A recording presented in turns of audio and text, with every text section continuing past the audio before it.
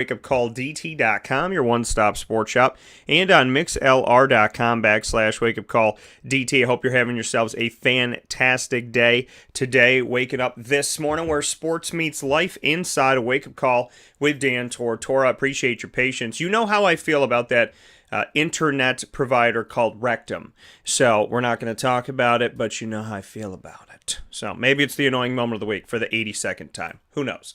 But happy to be here with you. Thank you so much for tuning in to Wake Up Call with Dan Tortora and for your patience here. We have a lot of great stuff coming up for you inside of the Cafe Kubal studios. You know Cafe Kubal has locations for you on 3501 James Street, as well as 401 South Salina Street, 208 North Townsend Street, all in Syracuse, New York. In downtown Syracuse, inside of Galisanos Children's Hospital, where they're doing great work for our kids in the community and beyond, and pray and hope that that continues. Also want to show some love and some appreciation for the wonderful locations out at 343 Fayette Street in Manlius, New York, and the newest location, which is a drive-through location, the first ever Cafe Kubal drive-through location, and you're going to find that by going to the corner of Route 11 and Taft Road for Sweetheart Corner. So make sure you do that today and celebrate local. Inside of MonPazPopcorn.com is what's popping. Speaking of celebrating local, the list of topics on the day here, folks, for you.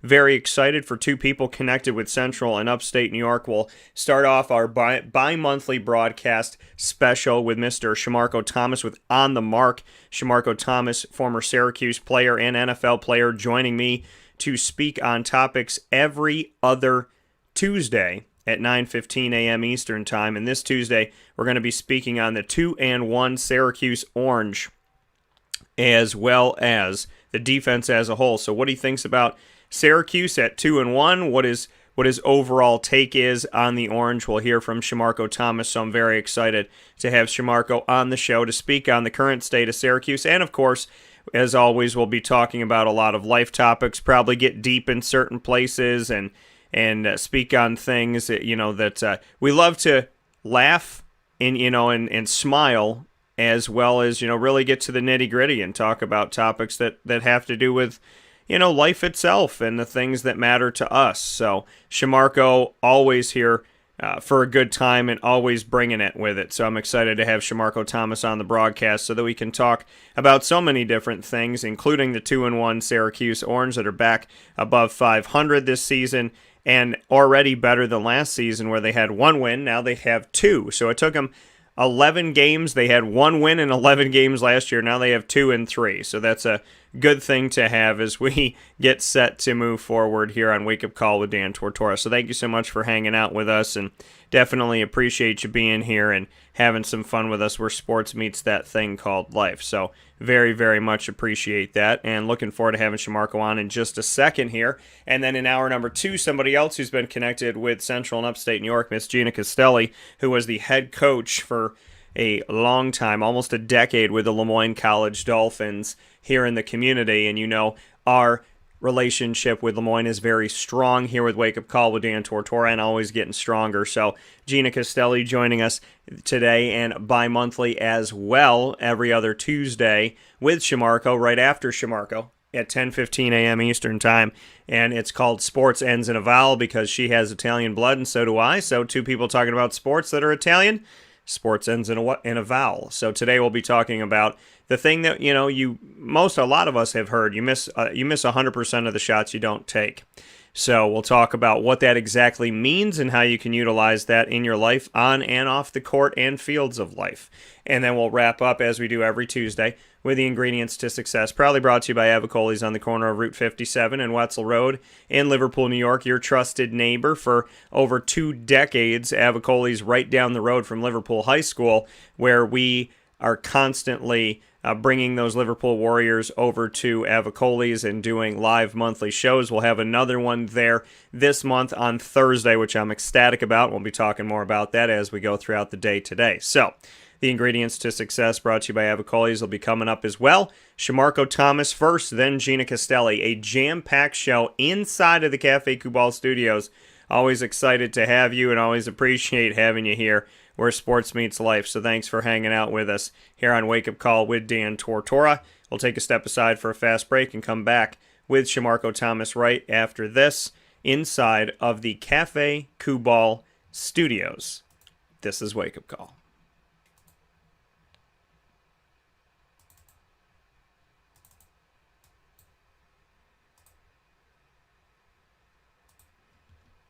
Carvel DeWitt, it's what happy tastes like. Do you know why? Because we make ice cream. Creamy, rich, flavorful ice cream. Not yogurt or iced milk like some of our competitors. Ice cream.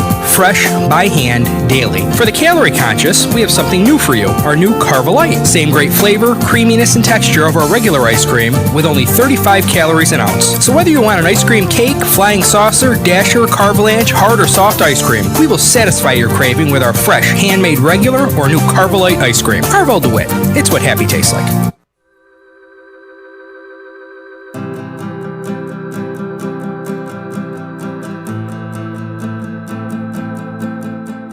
Cafe Kubal offers same-day local delivery of our products, offering no delivery charge for Onondaga County. Shop cafekubal.com for fresh roasted coffee beans, cold brew, travel mugs, and all your essential Cafe Kubal needs. Cafe Kubal, coffee for the soul.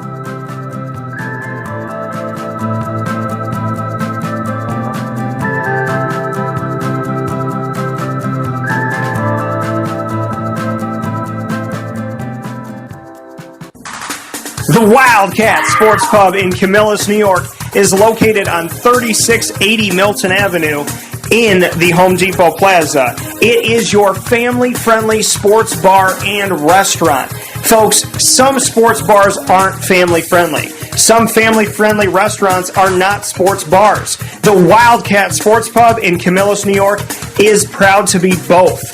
It is that marriage that you've been looking for years. The Wildcat Sports Pub is your home base for your sports bar and restaurant needs, games for the kids, indoor and outdoor activities, and enough things on the menu to come back every single week and get to try something new. They're open Sundays from noon to 8 p.m., Monday through Wednesday, 11 a.m. to 11 p.m., and Thursday through Saturday from 11 a.m. to midnight. For reservations and party information, call 315-487-2222 for the Wildcat family-friendly sports pub and restaurant.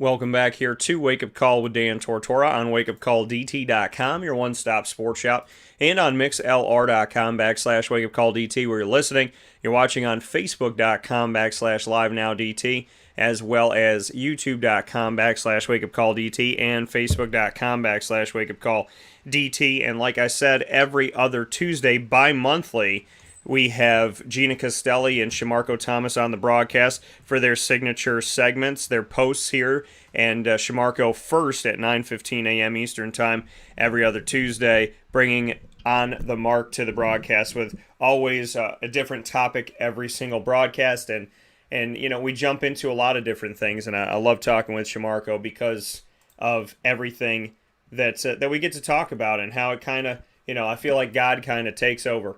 And we flow through that, as always. So it means the world to me, and Shamarko means the world to me. Just somebody that has been a friend, has been a brother, and has been someone who has led me through some really cool moments in my life. And I don't even want to call them trying times, you know, just some really good moments where I can learn and grow. So I definitely love bringing him onto the show inside the Cafe Kubal studio. So without further ado, let's get my man Marco on the show. Shamarko, how we doing? I'm doing good. Grateful. How you doing? I'm doing well, man. And I don't know, you said off the air, you know, you've been kind of off your phone, kind of like detoxing from that and just going out and working on you and spiritually getting better. What's the journey been like, man? Up and down. But it's worth it, you know. Just grateful, truly grateful, and I can't even explain it. It's amazing. You know what I'm saying? Still growing, but it's amazing. And for you, Shamarko, you know, as you grow, as you learn, as you develop, I mean, that's something that never goes away, right? We always grow. We should always be growing and learning and developing and whatnot. How are you challenging yourself right now? tuning into my God, my creator, my universe, my ancestors, and my spiritual guides, and reading books, and just not staying on my phone. Basically, this whole time I'm out here, not touching my phone, not going on social media, not doing nothing, and really tapping into myself, really trying to rebirth myself. Coming from Shamarko Thomas, Syracuse and NFL alum, here with us every other Tuesday for the segment On the Mark. And Shamarko, we speak on challenging ourselves. Let's get into that. Challenging, Syracuse through 3 games.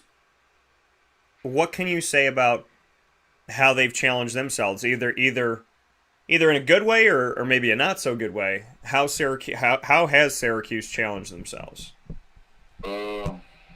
Defensive wise, they've been playing great, man. Getting after the quarterback, making plays. Man, they need to just keep going and elevating, taking it each game at a time. And offense, I think they need to find out who their quarterback is.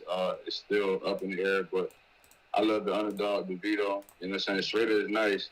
I give him his props, man. He got 3 years left, but I feel like I'm an underdog type of guy, so I'll go with DeVito, man. It's back against the wall, and I want him to win. And it's not an up and down season. They had good game coming out against in the road. They lost against Rutgers. They played a good game. Offense didn't really do too much, but this game I feel like they had some good deep ball plays, and they need to stick to their basics, man. Like I think with Tucker, the running back, man, they need to keep feeding him the ball. You know what I'm saying? Keep him and DeVito doing the RPOs and throwing deep shots, because I feel like it works. When they stick to the run game with Tucker and do the play action and deep balls, man, you see what happens, man. The scores go up higher and they get more players on offense. So their defense is going to keep it rocking. Yeah, and you talk about this defense, what Syracuse has done these first few games. I mean, Syracuse's defense has shown up. They've shown up in every game. And the offense didn't show up in the lone loss, 17-7 to Rutgers. Defensively, what's been your most exciting thing that you've seen in these first 3 games? What about the defense do you like the most right now? D-line, man, they're getting pressure. Linebackers making plays, and the DBs is skillful enough to cover. They're making plays too. I like to see more turnovers in the backfield, but they're strapping up. But like I said, I like the pressure. They get to the quarterback. You know what I'm saying? They're penetrating the offensive line, and it's working for them. Yeah, and seeing what they've been able to do in these first couple games, getting after it, like you said, you mentioned everybody, the defensive line, the linebackers, as well as the back line. You played on the back line, a 3-3-5 defense. You didn't play it when you were at Syracuse, but what do you like or not like about a 3-3-5 that puts so much emphasis on the defensive backs, on the back line of the defense? I like it, man, because, man, we the guys that like to make plays, man, so we the ones to take the challenge, the ultimate challenge, man. You can get out the D-line, especially with a line that can pressure like that, man. You can get turnovers, man. You just got to read the keys and make the plays, and the ball's going your way. And Garrett Williams being a corner on this team, he's been in and out of things. What do you see from Garrett that you like? I mean, it's important to make a note here that Garrett Williams was the first ever pick 6 thrown by Trevor Lawrence in his college football days, and that happened last season in Trevor Lawrence's final season, and that was on the road at Clemson in Death Valley, so Trevor was at home for that game. Your takeaways of Garrett Williams, there's a lot of emphasis on people obviously wanting him to be healthy because of the impact that he makes on the team. What can you say about Garrett Williams? Great impact player, ultimately a leader, and I hope he get healthy, man. We all go through trials and tribulations with the game or in life, but I feel like he's gonna come back and he's gonna keep doing what he's doing, man. Come back with the confidence, come back with the swag. He's gonna be hungry. He's gonna get back out there being himself. Yeah, and when these, when you go through, as going through injuries or just going through time off the field, what kept you focused? What kept you in it? I mean, what advice do you have to these guys when, they're sitting on the sideline? Because obviously nobody wants to be there. Nobody likes that feeling. Nobody likes to have, something they love taken away from them, like the game. So what would be your advice to a player that's not 100% going through injury, or maybe they lose their starting job? What would you say to somebody who's in a place right now on the football field or off the football field trying to regain something that maybe they had, or trying to gain something for the first time? Know your why. Keep going, and just know your God, your creator, whatever you believe in, is ultimately molding you and putting you through the test trial to see if you're going to capitalize and seize at that moment, man. You gotta keep working, keep focused, keep being focused like you on the field, and just know that your God, your creator, is trying to give you better. You know what I'm saying? Basically, I'm trying to say, you gotta believe without sight. You know what I'm saying? You gotta have that confidence and know everything's gonna be all right. And I feel like that's what you gotta do, man. Have that mentality, keep focused, keep working, get yourself healthy, and know this is just a test trial, and see if you can get over this mountain or this hump, and everything amazing is gonna happen for him. You said you love an underdog story. I want to switch back to the offense for a second. Hanging out here with Shamarko Thomas inside of the Cafe Kubal Studios on Wake Up Call with Dan Tortora, bi-monthly segment every other Tuesday at 9:15 a.m. Eastern Time, called On the Mark with Shamarko Thomas, as he is here with us throughout the year. Shamarko, you said you love an underdog story, and so you want to see Tommy DeVito rise up. What do you like about his game? What do you not like about his game? How do you assess Tommy DeVito? He got a good deep ball. RPO and him and Tucker is, man, it's a match. You know what I'm saying? I don't think you should take him off rhythm. And just like in an underdog story, man, it's the people that doubt you, the people that say you can't. And I want him to win because reality, nobody knows what God got planned for him.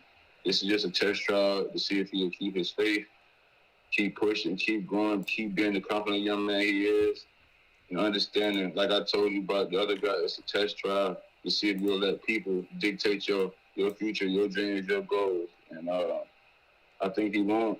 I think he'll come out here and prove to himself, not others, and prove to his creator that he's not just a baller, but he's more than that. He's a leader. You know what I'm saying? What makes you like him so much? I know you said you like an underdog story, but specifically Tommy, why do you really want to see him succeed? Because I remember them days, when people say you can't, people think your career's over, talk everything about you. You see it on the media, you see it on everything. And I feel like people forget that people are human. People don't know what people go through in life. And plus playing the game and going through that process and hearing it from people. And I just want them to win. I want them to win. And ultimately, it's not to prove that people were saying you need to be done or somebody else needs to get in. It's for him, Keep him going, keep him believing, and keeping his faith in his God created. Because at the end of the day, that's the only one that got the plan. You know what I'm saying? He just got to tap into it and keep working, and it's going to show. Now, Shamarko, you as a DB and on the defensive side of the ball, it could be the opposite on a team. Quarterback's not doing that well, and there could be retaliation.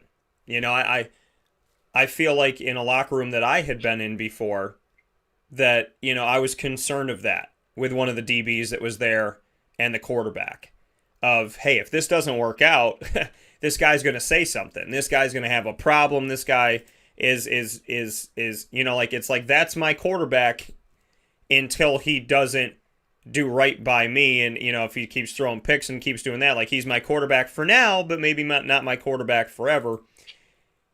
So you're a former DB. You're supporting this quarterback. Have you been in a place before where you've been in a locker room where you feel like a quarterback has lost the locker room? Not really. I feel like people don't lose faith in their quarterback because he's been through test trials with us. He's been with the conditioning. He's been with the. I feel like people don't see the real work behind the scenes. You know, maybe it's not his year or anything, but I'm not talking about the big. I'm just talking about in general. I nobody ever went against the quarterback. Yeah, you hear people talk bad about the quarterback, but really, once you hear defensive players talking bad about the quarterback or anything, they don't realize it's three fingers pointing back at them. You know.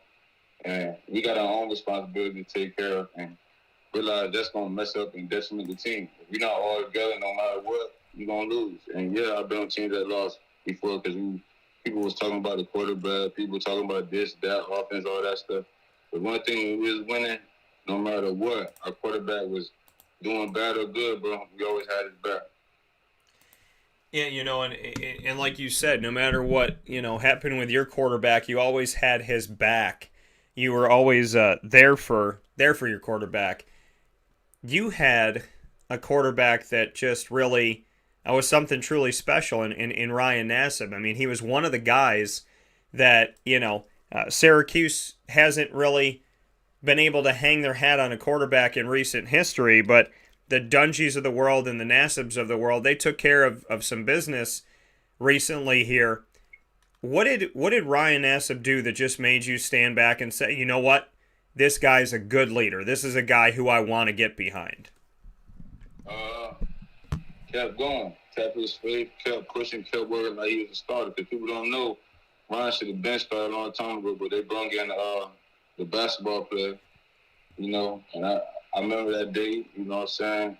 And it was hard for him. Then the next year, it was an okay season. Then my senior year, he went crazy. He went balled out because he never gave up. So it's the behind the scenes that people don't see where probably Ryan Nassib, when Greg Paul came in and just got the position, almost broke him down, and he kept rebuilding himself, kept working, kept grinding, kept pushing himself, you know what I'm saying? And then he got his opportunity, and yeah, he had an all right season, but that wasn't where he wanted to be. Then my senior year, he balled out like crazy. So, like I said, it's the behind the scenes that made Ryan Nassib the guy, man. I never seen his confidence elevate that much my senior year, man. I respect that guy a lot because he worked just not on the field, off the field, So I respect him a lot. And for you, like seeing Nassib elevate himself, and like you said, it almost broke him. And then where did he turn the corner? Where did Ryan Nassib find his way? Like you were talking about that, Greg Paulus comes in and Marone's like, okay, he's our starter, and that shifts Ryan Nassib out. Bring me into that time period of when you thought Ryan kind of almost lost it, and how did he get himself back? I can't really tell you, you know what I'm saying? But I know at that point when you work your butt off and put in so much work and basically a coach give a quarterback the starting job because of his name, I know it hurt him, It hurts everybody, but he stayed strong. And when I knew that Ryan was a different person, was in the summer, before anybody even seen him throw the ball or in the game or anything, in the summer of my senior year, and he was talking trash, completing passes, and doing things like he was back to himself, and it was just an amazing feeling. I knew it when I stared in his eyes. He was ready. Have you ever had a moment, Shamarko, speaking here with Shamarko Thomas in our special signature segment On the Mark every other Tuesday on Wake Up Call with Dan Tortora inside the Cafe Kubal studios. Did you ever have a moment that almost broke you on the football field? Yeah, definitely. Definitely had playing times. Like I said, injuries, going through the ups and downs. Even my senior year, the day before the game, tried to catch a pick, broke my pinky. You know what I'm saying? It was my senior year. I had a lot of responsibilities coming up, taking care of my family. And it almost broke me to the point where I had to walk home from practice. I didn't want to get in a ride with nobody. But I had to go talk to my God, my creator, my mom, my dad. And ultimately, my spiritual God kept me pushing, you know what I'm saying? And that's the thing people don't see, man. You got to dig deep internally to figure out what's next or what is your God got for you? You know what I'm saying? What's the plan? You know what I'm saying? And you feel it. It's not just something you talk about. Yeah, you speak it to existence. You feel it because reality, like I said, nobody can stop what God, your creator, your universe, the spiritual God has got planned for you. And I truly believe that. So, yeah, I had a lot of up and down times, but it was always something that internally kept me going, signs that kept me pushing. That coming here from Shamarko Thomas. Shamarko, you seem really mellow today. Why so mellow?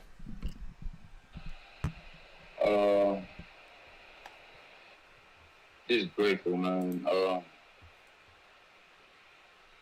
Life is just a mystery. You truly see things in a different way. Growth. And just trying to understand everything, you know. Just grateful. Truly just grateful. You said you're trying to understand things and whatnot. I know your kids mean the world to you. Where do they come into all of this? How do they keep you going? They mean the world to me. That's why I spiritually grow. It's not never perfect, you know. But reality, like I said, I know this is my journey. I know this is my guide to spiritually grow. Make myself be a better man, better person, better whatever my God, my creator, my universe want me to be. And it's ultimately for my kids, so they mean the world to me. You know what I'm saying? Shamarko Thomas hanging out here with us on Wake Up Call with Dan Tortora, where sports meets life. Plenty coming up here on Wake Up Call with Dan Tortora inside of our segment On the Mark as Shamarko Thomas and I continue to talk about Syracuse and what's going on. We've spoken on Tommy DeVito as well as somewhat on the defense here as the team has gotten started with a 2-1 record at the time that we're talking right now. Already better than last season, already doubled the win total of last season where it was 1-10. So the team 2-1 as they step forward, and we'll step forward with Shamarko right after this on Wake Up Call with Dan Tortora, where sports meets life. We appreciate you being here inside of the Cafe Kubal studios as always.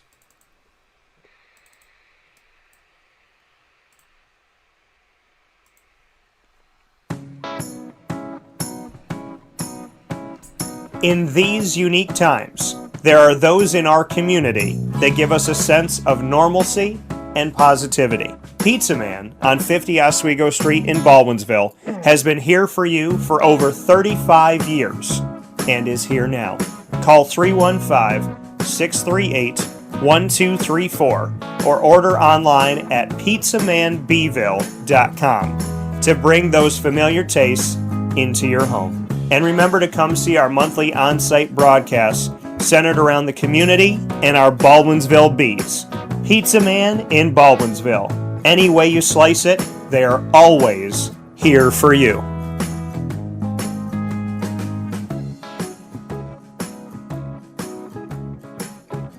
This is Jimmer Sikowski, owner-operator of Chick-fil-A Cicero, 7916 Brewerton Road in Cicero, right in front of the Home Depot. I had a deep feeling that God wanted me to do something bigger with my life and to help people, help others. He kept putting Chick-fil-A in my life, and I realized as I was going through the franchise selection process that positively impacting the lives of others was really core to what we do here at Chick-fil-A. First of all, it starts with the food. The food is brought in fresh daily. We bring in local produce. We prepare to order in the kitchen. We hand bread our chicken. We hand spin our milkshakes. It's great food. It doesn't taste like fast food. I think the second thing is the way people feel when they come in a Chick-fil-A restaurant. It's different. We try to treat people with intentional kindness here, which is very different and deeper than good customer service. And so I think it feels remarkable for most people to come in a Chick-fil-A restaurant. And then lastly, the impact that we try to have in the community is very different. It's a big part of the expectation of every operator of a Chick-fil-A restaurant is that they're actively engaged in their community, they're a leader in the community, and they're making a difference. When they realize that what we're striving to do is to shine a little light in their life. That's a very, very different experience than you will have at any other quick service restaurant. And it's that remarkable experience that I think people will emotionally connect with.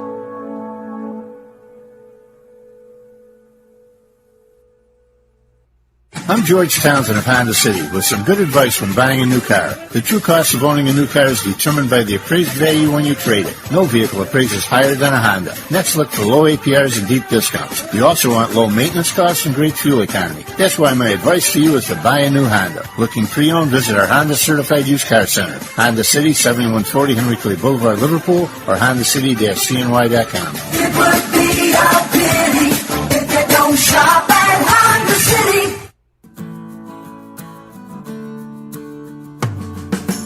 Our corporate purpose at Chick-fil-A is to glorify God by being faithful stewards of all that's entrusted to us and to positively influence all those who come in contact with Chick-fil-A. And what became increasingly clear from our success in Cicero is that people love Chick-fil-A. And also I think we recognized that, we had a great opportunity to grow the brand and grow our platform. I felt incredibly grateful when I was selected to be a Chick-fil-A operator. I think what it's meant for me, what I've come to realize on a very deep level is that this is a calling for me. It's not a career, it's not a job. The Lord called me to be a Chick-fil-A operator and to use these restaurants to glorify Him and to positively influence other people. I'm blessed. I'm very blessed. Head to Chick-fil-A Clay on 3974 State Route 31 in Liverpool, New York.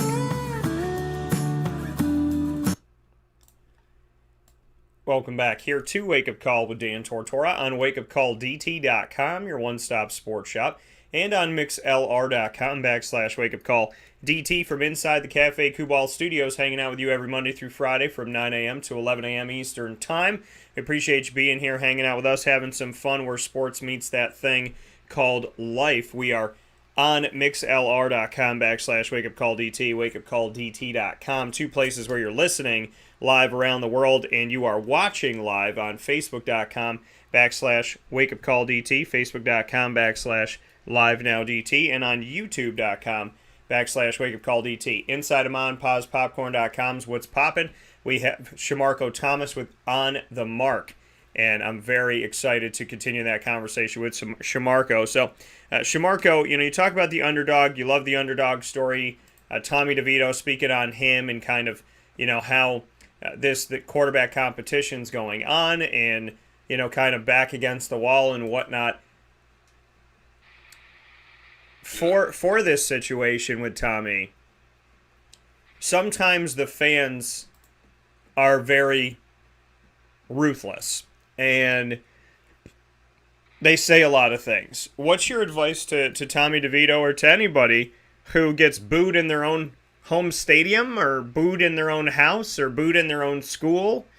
In a place where it's supposed to be a sanctuary and a safe place, a safe house, sometimes Tommy is not always treated that well. What's your advice to him on how to deal with that? Put your blinders on. You know what I'm saying? Put your headphones on, mentality, worry about what's going on in the locker room between you and your teammates, man. At the end of the day, like I said, the people that's talking about him can't touch that field.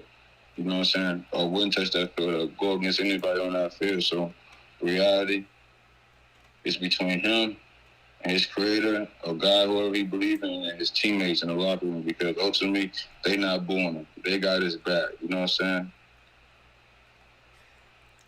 And do you feel like a locker room with an offense that struggles and a defense that's doing well, how can that locker room, I know you're not in the locker room, but I would imagine at times that locker room any locker room in that situation where the offense is on, the defense is off, the defense is on, the offense is off, that, there could be some emotion.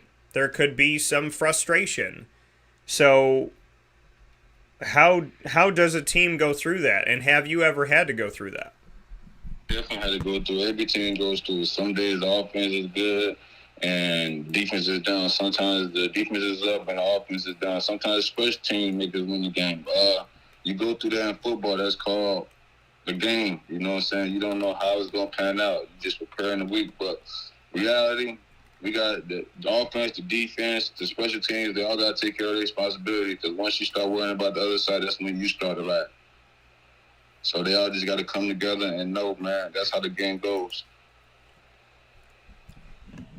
When a team says, hey, we're family, we're together, we got this, we're fine, do you buy into that? You know, when one side is struggling, do you buy into it, or do you think that, you know, on a Syracuse team or on any team that there is talk in the locker room? I mean, what do you see? How do you view things like that? Because, you know, you'll hear somebody say, "Oh yeah, you know, the defense, we're good, we love each other, you know, we're there for the offense, we care," but that 17-7 game has got to be frustrating. I mean, the defense shut down Rutgers twice in the red zone. They shut them down in the red zone, forced a field goal. They missed the field goal.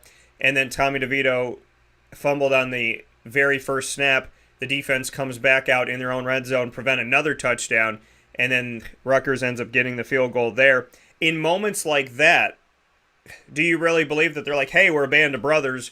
Or, you know, are those moments with you having been on a defense, is there chirping back and forth? Is it like, hey, take care of your job? Like, is that a normal thing on the sidelines? Like, how would you assess something like that? I know you're not on this team this year in 2021 at Syracuse, but can you believe if they're like, oh no, we're totally fine?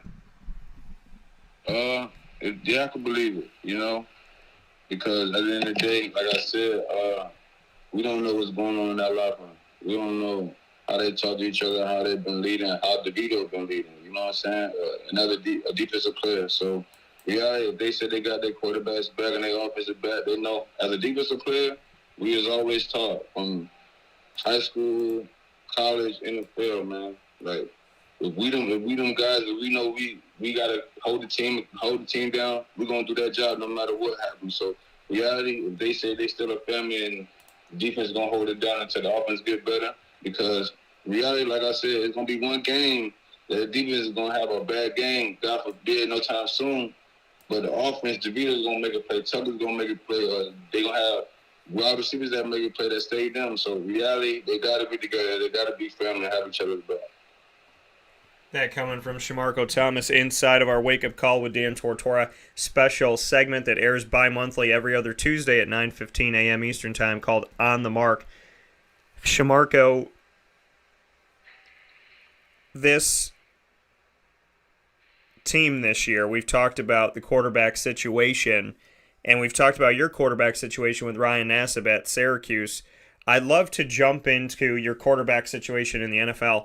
What is something you can tell me about Ben Roethlisberger, who was your quarterback at Pittsburgh, as well as Tyrod Taylor, who was your quarterback in Buffalo, and Case Keenum, your quarterback in Denver? What can you tell me about each of those guys individually? I'd love to get some thoughts from you, having been in a locker room with Roethlisberger, Taylor, and Keenum.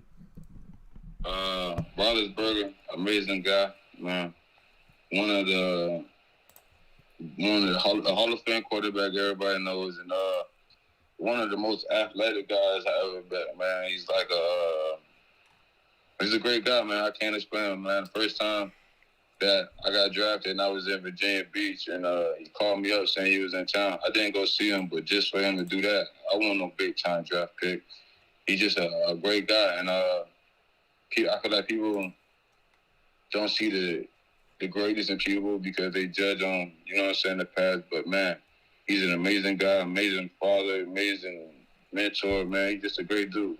And Tyrod Taylor, man, he's from the same area I'm from. I look up to Tyrod Taylor, one of the hardest workers, man. First one in the locker room, last one out mentality. Man, truly a definition of what you want in your locker room, man. A great guy, put in the work, dedicated, man.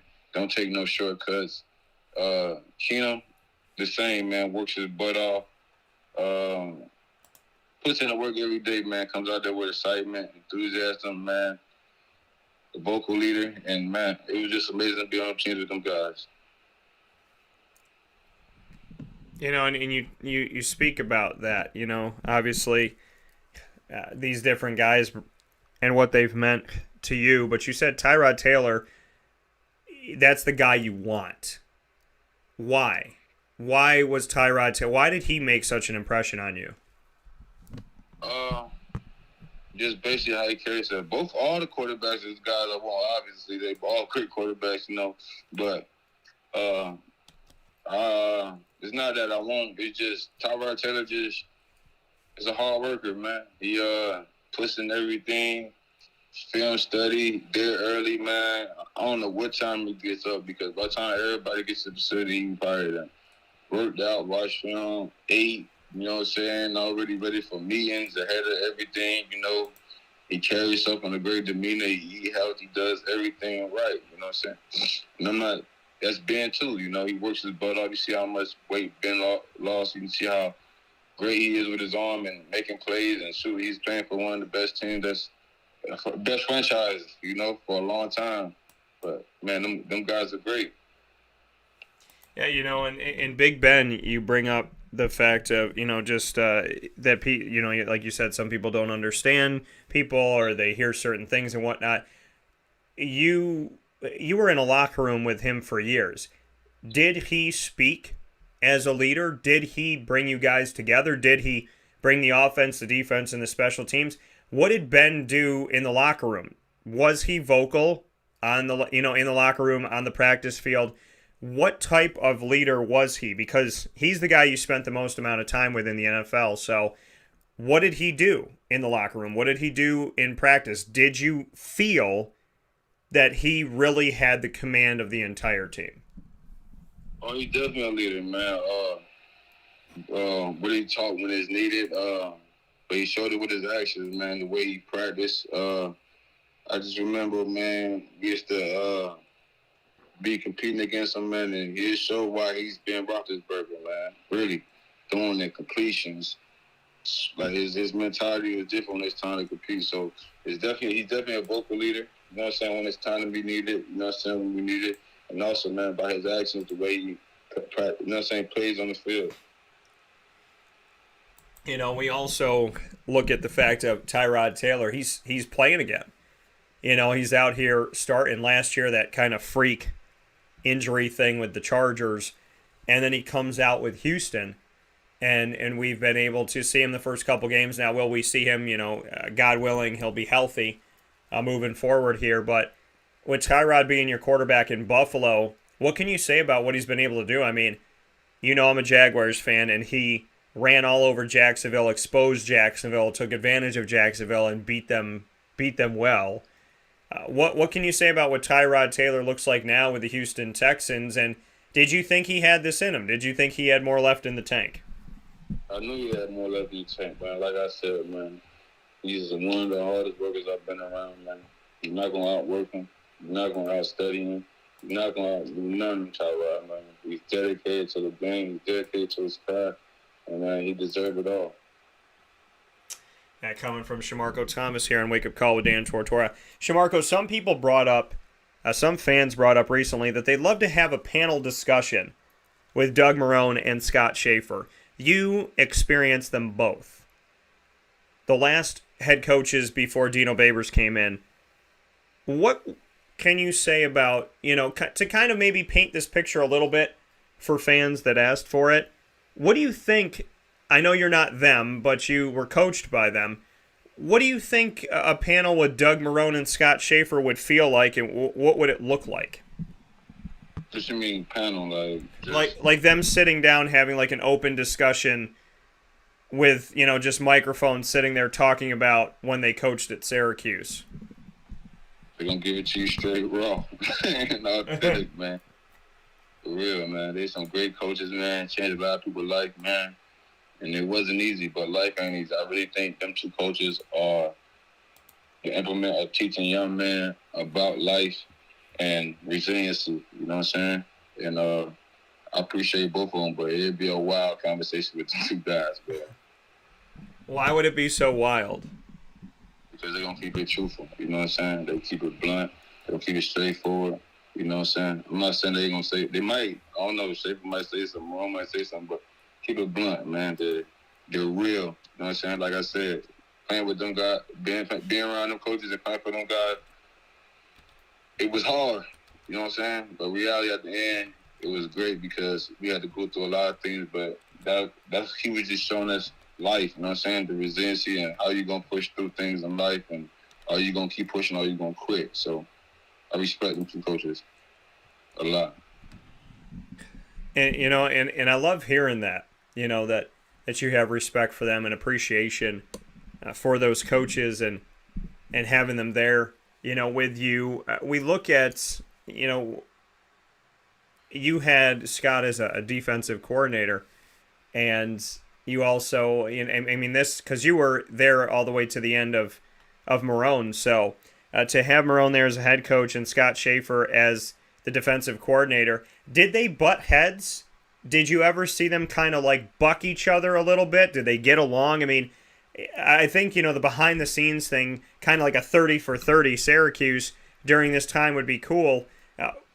What were they like with each other? Did they push each other? Did they buck each other? Did they argue, or did they kind of have a unified approach?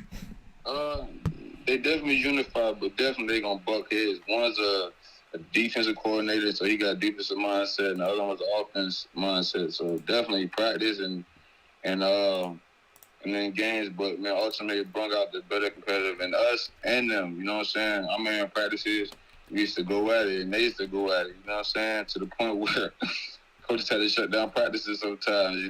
But ultimately it made us better. So man, it's a friendly competition. At the end of the day, that's how football goes and how coaches act and react. But I feel like they was on the same page. You said that it got so in it that there was times where you had to shut down practice. Bring me into one of those times where it got so intense that practice had to stop. I don't know if I could tell you how about that. Oh, come on. The statute of limitations is over. It's almost a decade ago, Shamarko. Just know sometimes I was the cause of it. Okay. You know what I'm saying? But in what way? What did you sack the quarterback when you're not supposed to touch him? Oh no. I won't touch my answer like that. No, I'm not that crazy, but okay. We need to get how I put it. When things ain't going right, or when the offensive player is doing too much, the defense gets excited and we start setting the tone on players. You know what I'm saying? Marone don't like that sometimes. You know what I'm saying? So, are you essentially telling me that you humbled some of the offensive skill players in practice by letting them know that as much as they were feeling themselves, there was ways to beat them?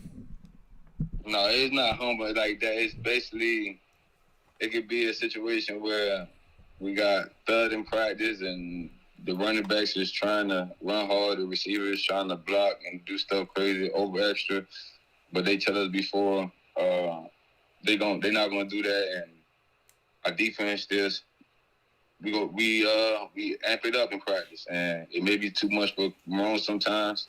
You know what I'm saying? Maybe getting too physical, and I remember one day he made that's all I'm gonna say. It was we got in trouble, but at the end of the day, we was competitive, man. We're not gonna just sit there and get hit in the face or people just running us over. You know what I'm saying? But it ultimately made both of us better. You know what I'm saying? We created a great competition. Speaking here with Shamarko Thomas and Wake Up Call with Dan Tortora, but it feels like Maury Povich or Jerry Springer right now. We're really just, or Oprah. We're really just, we're getting the emotions out. We're talking about some things. We're working through it. And happy to have you here inside the Cafe Kubal studios. Who chirped the most? When you were on the practice field at Syracuse, who was in your ear the most trying to get to you? Nobody chirped at me. Okay. No, but I had a youngin', Steve Renee. He used to chirp, but I kind of showed him to stop chirping. But that's my young guy. You know what I'm saying? He looked up to me. You know? Yeah. But not to really Jerome church sometimes, Alec church sometimes, but Not really. You know what I'm saying? It was more of the defensive players chirping. Okay. All right. Did you chirp a lot? It just depends. I'm a quiet football player. Not quiet, but it just depends how they get me in practice. You know what I'm saying? If somebody do something or get me riled up, yeah, I'm a chirp. I'm an ultimate competitor. But while I'm chirping, I'm gonna chirp with my pads too. Okay. Fair enough. So when you went from whatever you were practicing, when you weren't full pads, and then you'd flip off and flip over into full pads for that that practice and whatever. Bring me into like that moment when you went full pads. Were you like, just let me hit somebody, let me knock somebody over, let somebody know what's up? Like when it was like the first full pad day, were you like a kid in a can? I know how physical you are. So when they said, when Marone's like, we're going full pads today, did you just kind of think, like, I'm eating somebody's lunch today at practice, like I have to? I only know one speed, so people know what it was. All the players know what it was. They used to come up to me before practice like, chill, Marco, chill. You know what I'm saying? But that was my mentality, Now, go ahead. What were you going to say?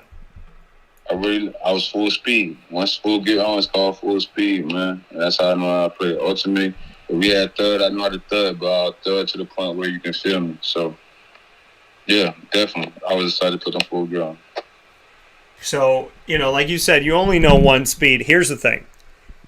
1v1, I think, is the only way you learn in practice. The whole scout team thing, where like the third, fourth, fifth string guy is like running a scout of another team, whatever. I understand, that everything has its value. But I would imagine that Ryan Nassib going up against you is going to challenge him. That, Jerome going up against you, Alec Lemon going up against you, that's going to challenge them. So did you guys have a lot of 1v1s, or was it 1v2? Was it, the scout team coming out there? How was practice run? Because I know people ask questions now, and practice is closed, and nobody can see anything with Syracuse football practice. So how was it back then? Because people question now, like, are the ones playing the ones? Did the ones play the ones when you were there at Syracuse? Well, yeah, definitely at the beginning of the summer, we had scrimmages and we competed in practice. We had periods with 1v1s. And, but in season, really mostly be scout. So we might have one competition period, but really, it only happens in camp. You know what I'm saying? You get your most out of camp because really, you don't want your ones versus ones in season to be playing against each other. You know what I'm saying? Risking injury and doing stuff like that. So, and camp, oh yeah, we going at it, man. One versus ones competition, and it was fun. But like I said, in season, we probably had one period of that, or probably a 7-on-7, because we ain't gonna hit in no 7-on-7 period, and that's it. But when we actually we have full team periods, it'd be scout team in season. Yeah. Now, do you think that a team, having played college, playing in the NFL, played in high school, do you think a team can really gauge who they are if they're not doing 1v1s? Because back in the day with like Coach Mack at Syracuse, Rob Drummond was talking to me about that. A team when his team went undefeated 11-0-1 in 1987, like they were talking about how they practiced 1v1. Do you think that a team can excel or really know who they are if they don't do that? Obviously you don't want to injure anybody or anything like that, but do you think it should be that way? Do you think like right now Syracuse should be practicing 1v1? How do you look at something like that? The only way you can gauge how your team is playing them games. You know what I'm saying? At the end of the day, practice is to get better. You know what I'm saying? Work on technique, working on, you know what I'm saying, being karate. And y'all can have one period of 1v1, like I said, 7-on-7, where y'all don't be tackling to the ground, and it's not that much physical, but you work on technique, hand placement, all that type of stuff. But I feel like you're not going to know who your team is until you play another opponent. Yeah, fair enough. But I would imagine that playing up against you, if it's Nassib, is going to push him more than playing a scout team. You know what I mean? I just feel like, and I think like back in the day it was like that. It'll make them better, but if Alec Lemon come across the middle and Shamarko like the hit, and I hit Alec and hurt him, then Yeah. we're going to mess up run last. You know what I'm saying? It's certain things that coaches got to protect. You know what I'm saying? Jerome or Tyson or Talon or anybody we hit, and then we injure ourselves somewhere the scout team knows how to practice, you know what I'm saying, towards the starting team. Because at the end of the day, man, we had some walk-ons and receivers that was torching us on scout team, you know what I'm saying, to the point where Coach Xavier used to tell us to start practice, start the thing over, you know what I'm saying, the period over. Even Coach Malone started period over sometimes on the scout defense, you know what I'm saying. We got some players that came off the scout team and started on our defense for some games. So, reality, if you out there, man, you compete regardless, man, and do your job, bro, it's ultimately going to help out your team. That coming from Shamarko Thomas here on Wake Up with On the Mark. Shamarko Thomas having a mainstay here on Wake Up Call with Dan Tortora, and that's, you know, because of who he is. It's our connection. It's our brotherhood here. He's a good guy on and off the football field, and a loving person, which I appreciate very much so. So, Shamarko, before I let you go, for you to kind of bring it all back together, what about Shamarko Thomas is better today than when you were at Syracuse? Because that was almost a decade ago. So let's look over 10 years. Shamarko 10 years ago was blank. Shamarko 10 years later is blank. How would you fill those in? Shamarko didn't truly know himself. You know what I'm saying? He knew what he wanted. But ultimately, 10 years later, I realized everything that happened is meant. You know what I'm saying?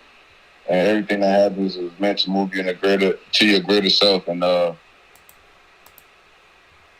I'm grateful and thankful. As a young guy, I tell these young kids, no matter what you go through, be grateful.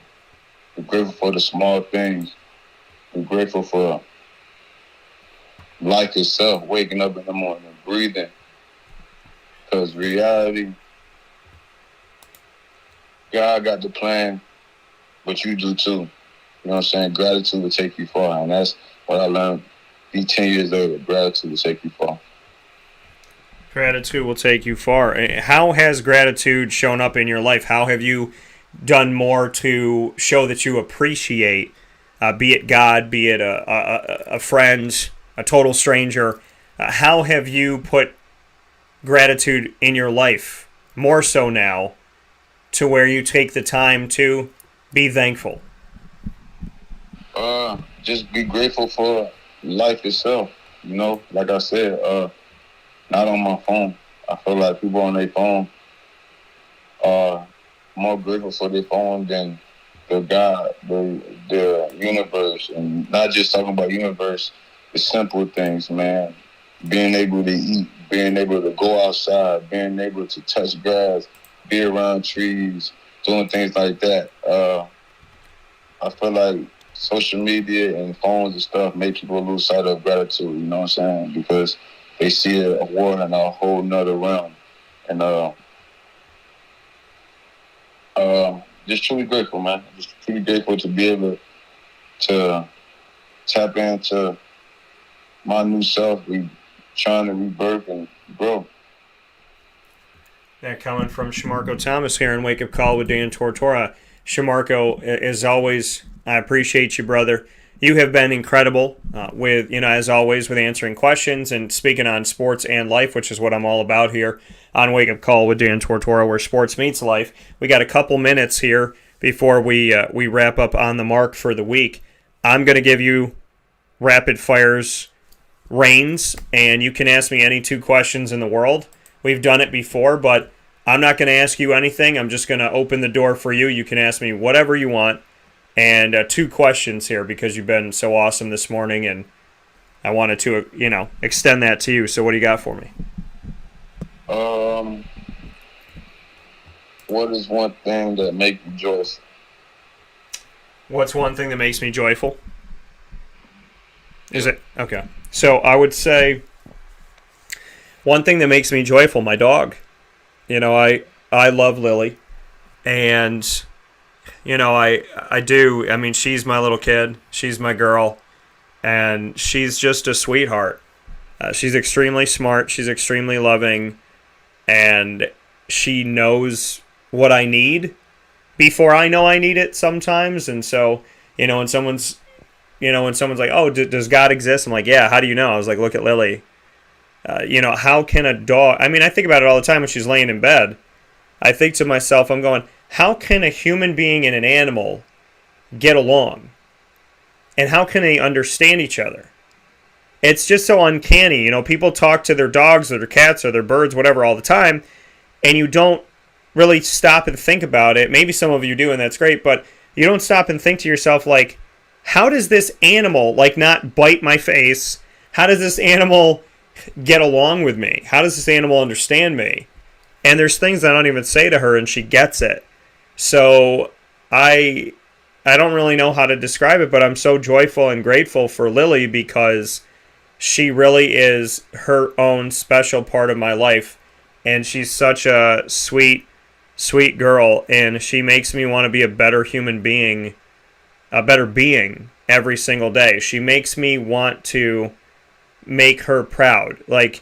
I want to go out there and, when I'm tired and I don't want to deal with certain people, or not even certain people, but when I'm tired and the drama and this, that, and whatever, I'll look at her and I just get this sense of I'm proud of my day. I'm so proud of my day. I feel that from her. I'm proud.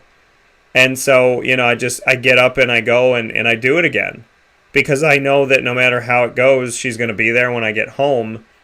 And I just feel like, I don't know, when somebody loves you so much, she doesn't care what other people think of me. She doesn't care what people say about me. She just wants me to, pick her up and give her a hug and, show her that she matters and that she's important. She just wants, to know that when she sleeps at night, that when she leans, that I'm there.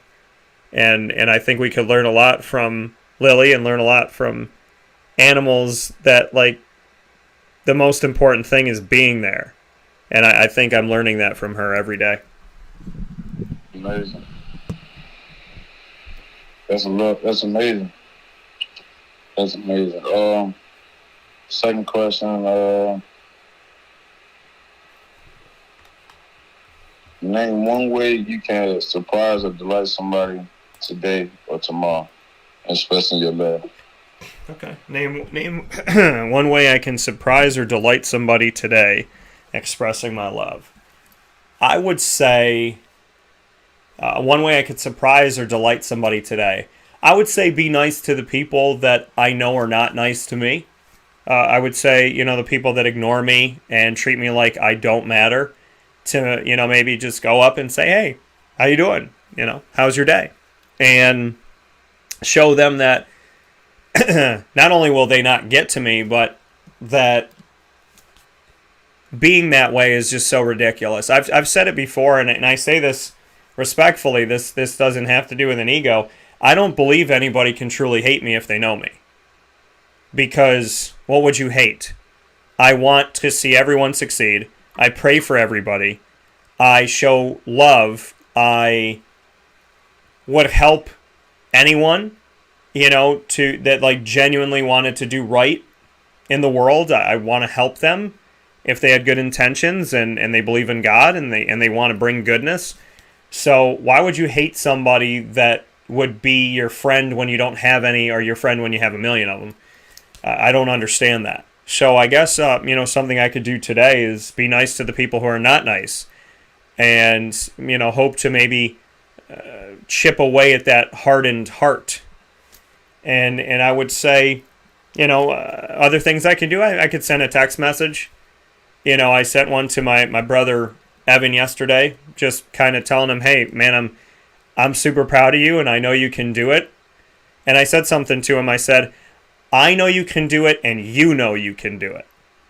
And so, I think it's important to not just be like, hey, I believe in you, but to remind people that they should believe in themselves.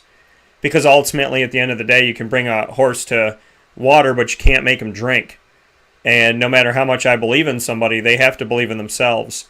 So, I think every day, I just try to send messages. I tried to send a few this morning very early to say, hey, sorry we didn't get to meet up, to one of my friends, one of my other friends, like, hey, I promise you I'll be there. I promise you we'll figure out a time and a day.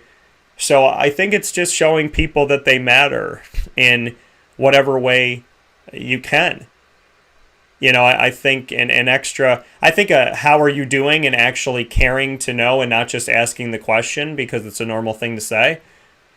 I think, people know the difference between how are you doing and how are you doing because I actually want to hear it.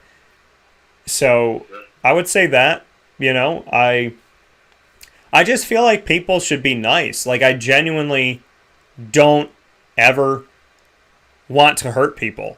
And I am totally thrown by people that are just mean to total strangers. So, I could focus on that meanness, or I could say, you know what, I'm going to be nice, and I'm going to be kind, and I'm going to try to show people love today. I do the sign of the cross in public. I'll get down on my knees in public if I feel like I really need to. I don't do it for attention. I do it just because. But I also do it to show God, like, hey, I'm not afraid. I'm not afraid to show people that I love you. Because if I'm afraid to show people that I love you, then what does that say about me?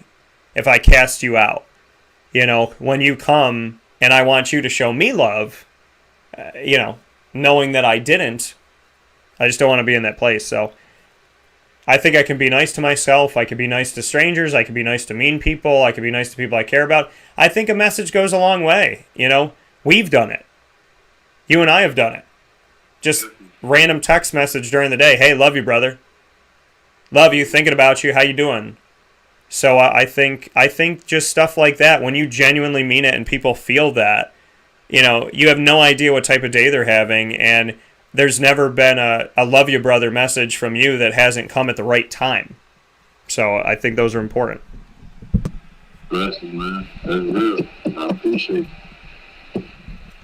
And coming from Shamarko Thomas here on the mark inside a Wake Up Call with Dan Tortora every other Tuesday, where sports meets life inside the Cafe Kubal studios at 9:15 a.m. Eastern Time.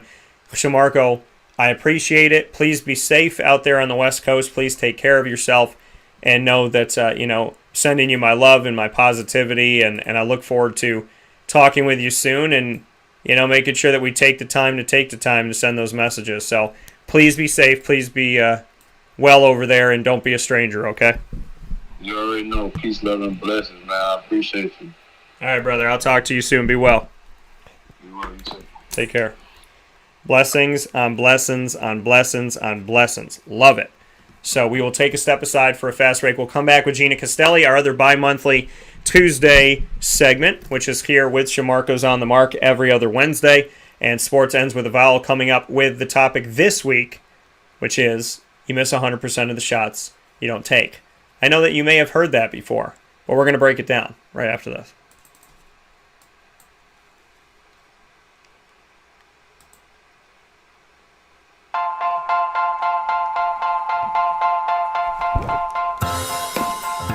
Cafe Cabal Mobile Cafe brings the cafe experience to you. We'll roll out to your neighborhood or office, ready to serve our locally crafted espresso bar to our loyal patrons. Inquire at cafecubal.com. Cafe Cabal, coffee for the soul.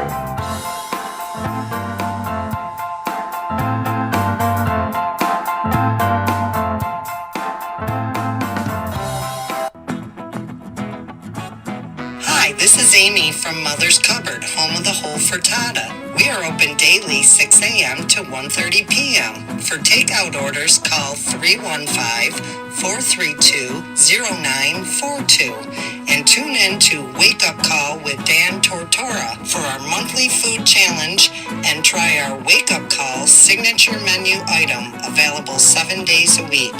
Here at Mother's Cupboard, we are Central New York, and it's our honor to serve you.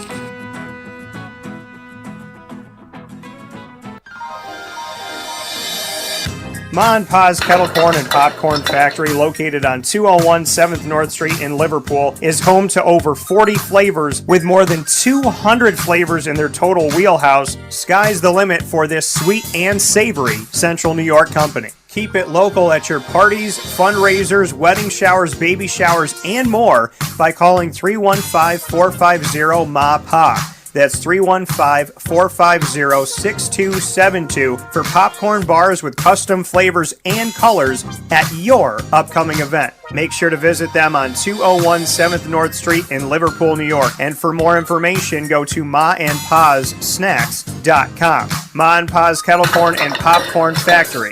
How corny are you?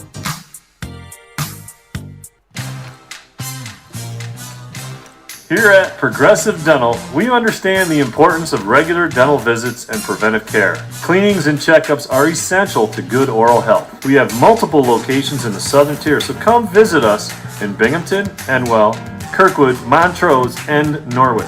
For self-pay non-insured patients, we offer the Smile Plan, which covers all of your cleanings, x-rays, and exams for an affordable yearly price. Call 607-754-2273 or 607-754-CARE to make an appointment today. For more information, visit our website at progressivedentalny.com.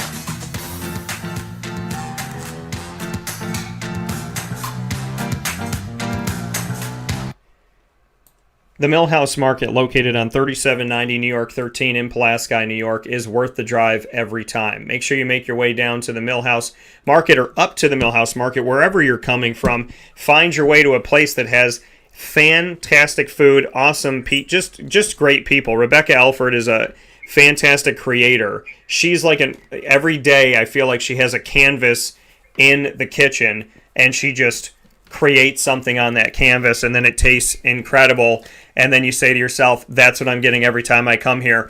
And then you look at the menu and you're like, oh my goodness, now they have that, oh they have that, oh they have that. So you almost have to go with somebody else so that you can try their food, and you have to go with people that will allow you to try their food, because that's important, especially when you're Italian, because we know how plates go and forks and whatnot. So make sure you go to the Millhouse Market every Tuesday through Saturday from 7 a.m. to 8 p.m. and on Sundays from 7 a.m. to 3 p.m. And they're open with their general store with local products from local companies, as well as their indoor dining and their drive-up window where you can grab your food and go without having to leave your car. So make sure you head out to the Millhouse Market today.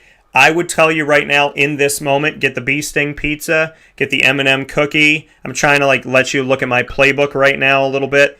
Awesome. The Cobb salad is fantastic. So many great things there. The toughest decision that you will make at the Millhouse Market is, what are you going to turn down when you're trying to figure out what you're ordering? And I would tell you, order something for today and something for tomorrow so you have it waiting for you in the fridge. Millhouse Market, 3790 New York 13 in Pulaski, New York.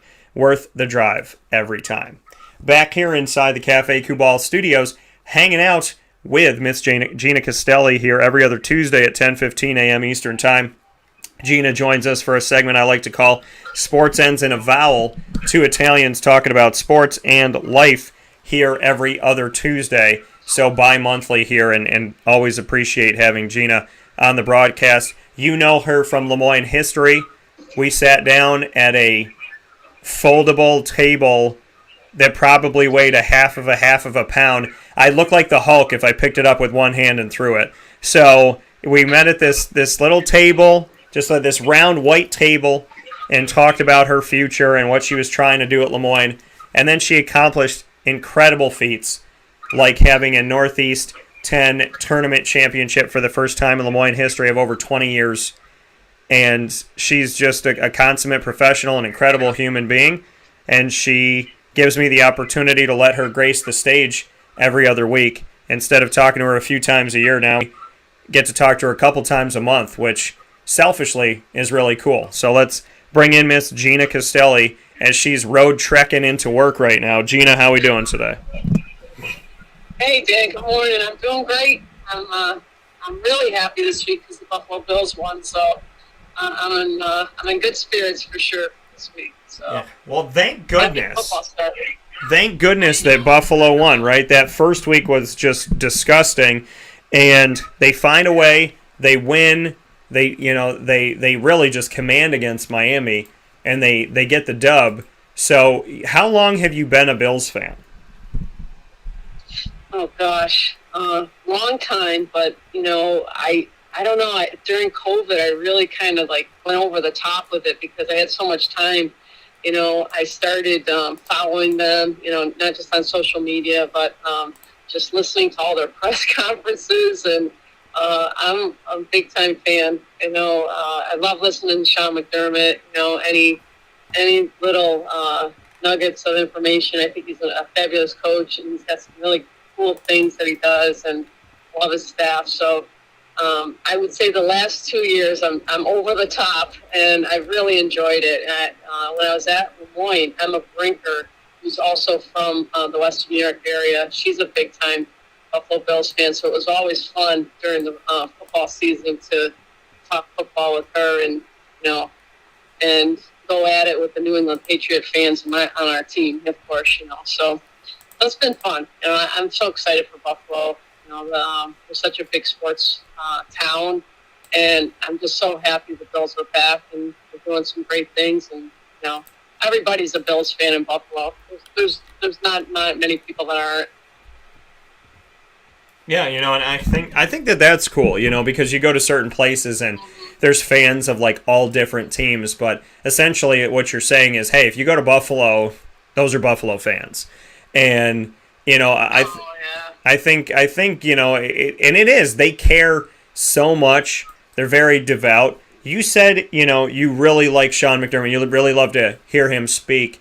So what is it about Sean McDermott that from a coach to a coach, what do you like about him?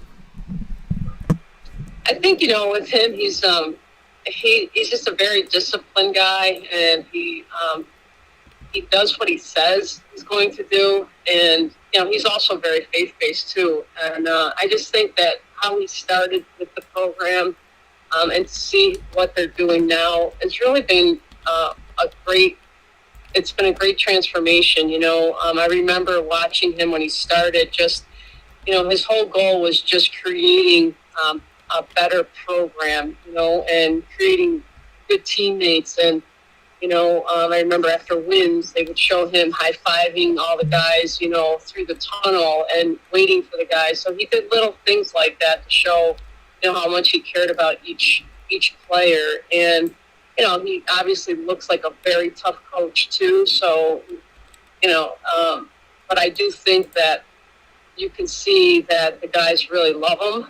And, it starts from the fact that he cares a lot about guys and their families and what they're doing. And so, it's just been really nice to watch, to watch a professional coach kind of do something that you do really at the college level, but you don't always see these process. And so those are the things I really like. I mean, I'm not a strategist, in terms of football, but now I feel like I have become a little bit more opinionated on what I think they should do.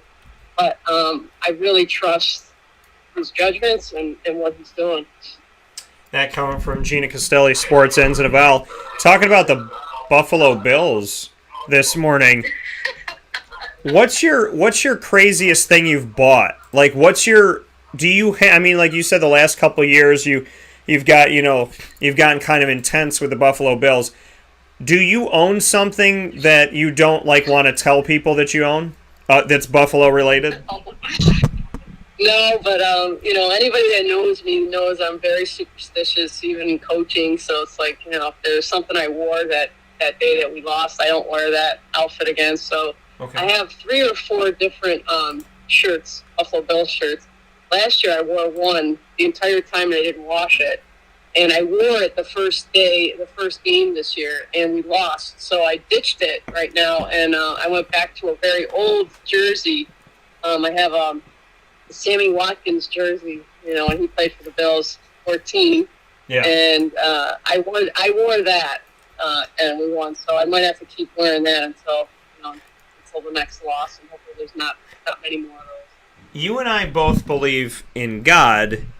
And I think what happened was God was like, Gina, wash the shirt.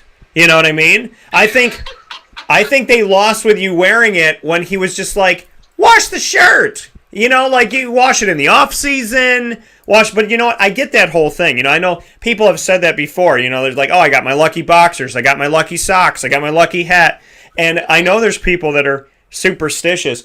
I try to just like not even pay attention to what I'm wearing in the moment because, or if you're a Jaguars fan, whatever I wear, they lose. So it's, I think I get used, you know, and I'm just like, okay, whatever. But, you know, I find that really interesting because you always dress nice as a coach. So I just find it funny, the juxtaposition of like, here's Gina dressed in a you know, a nice pantsuit, ready for the game, high heels, decked out, hair done, makeup, everything, you know, earrings, rings, everything set and ready to go. And then here's Gina on a Sunday where no one's sitting next to Gina on the couch because she's worn that shirt for 17 weeks.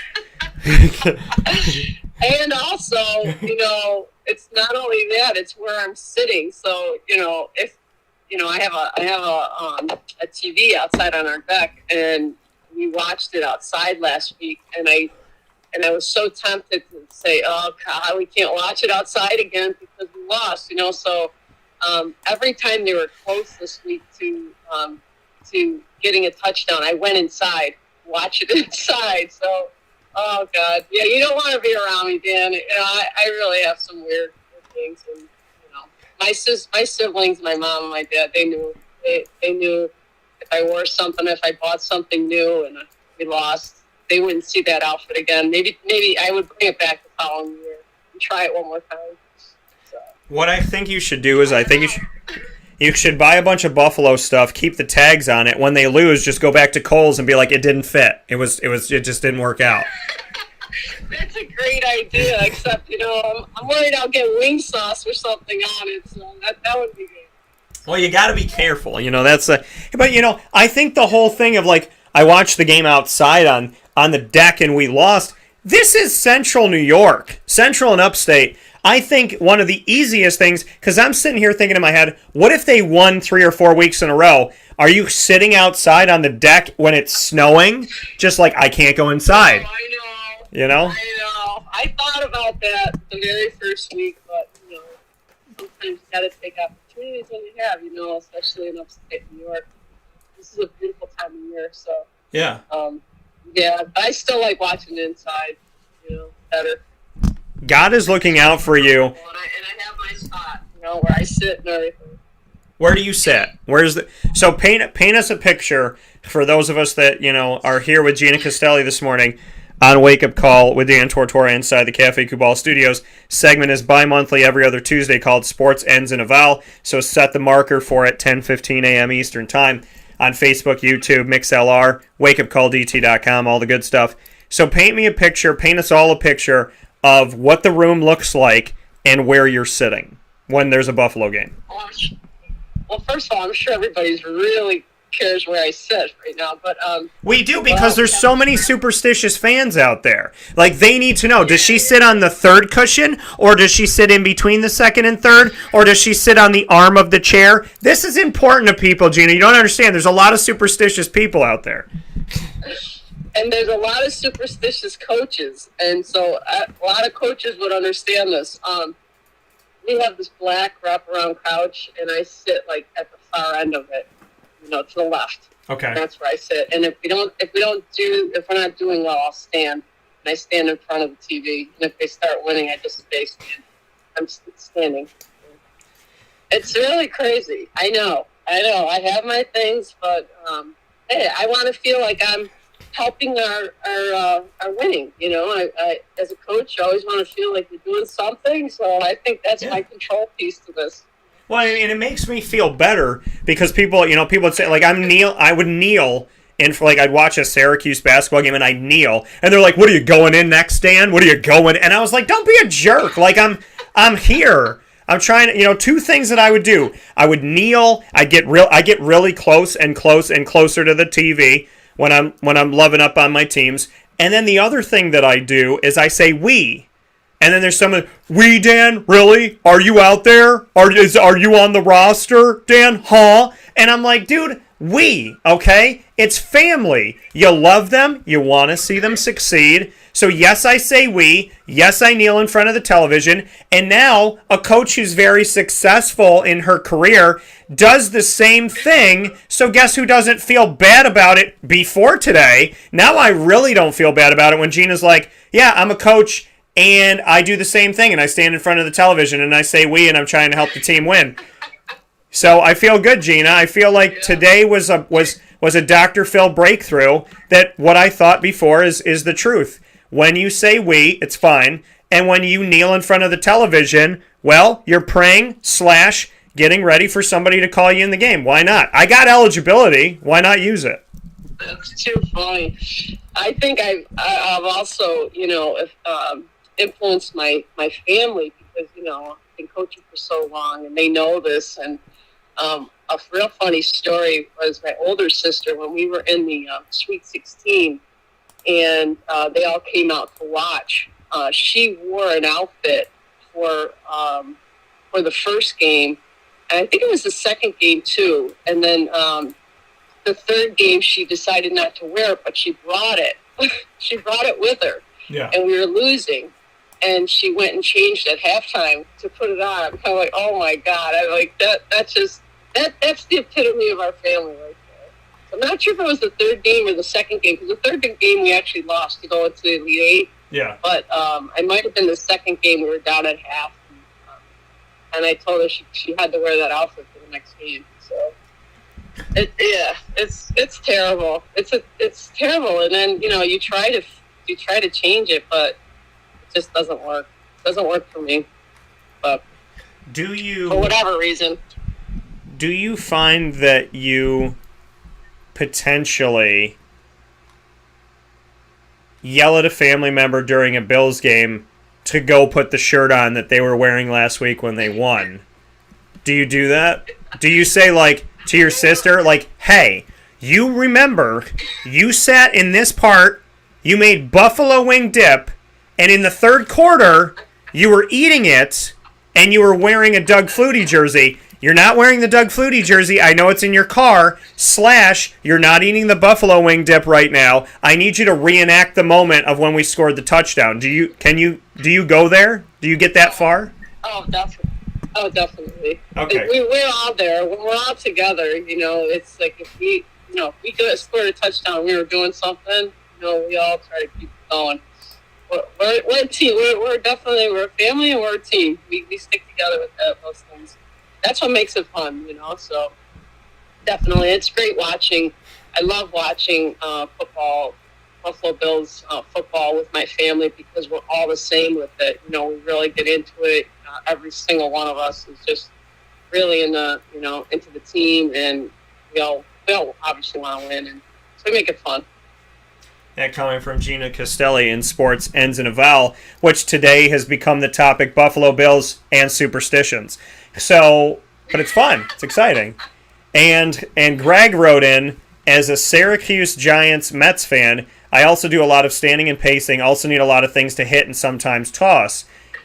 I always throw things because I know, I own this stuff. So I'll, throw an empty water bottle because the air will catch it and it'll fall. And if I throw my hat, that's usually not good if I'm throwing, a hat. I don't really throw things anymore. I realized how much of the Hulk I was one day when I threw my phone and I dented my wall. So I didn't know I could throw a phone in that way. And so my mom's like, you proud of yourself? Are you proud of yourself? I'm like, hey, actually I am. Because now I know I can Hulk out. Now I know that I have the power of gamma radiation. So it's good. But we're jumping into the world of, you miss 100% of the shots you don't take. And a perfect segue, I think it's just perfectly set up, really, by, what we've talked about. Bills, superstition, the Incredible Hulk. Let's talk about missing 100% of the shots you don't take. I feel like it flows so well.